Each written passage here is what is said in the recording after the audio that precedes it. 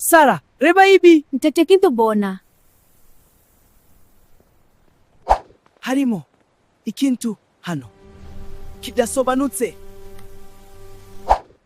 Gwino, tugiye kubaza niyo mugabo. Drone yako ifite ikibazo. Oya, irerekana ukuri. Rebera hano mwana wanje.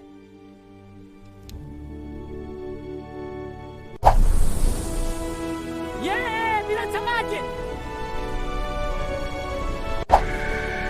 Hariho ingabo nyinshi. Shaka kureba.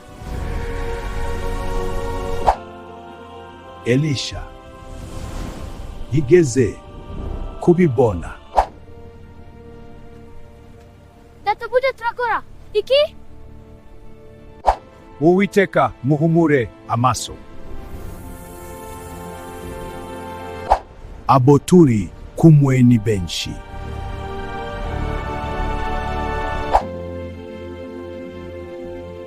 Ntabo ngomba kwitinya. Kwizera ni urufunguzo. Imana iri kumwe natwe. Turi hamwe n'ingabo za Yesu Kristo.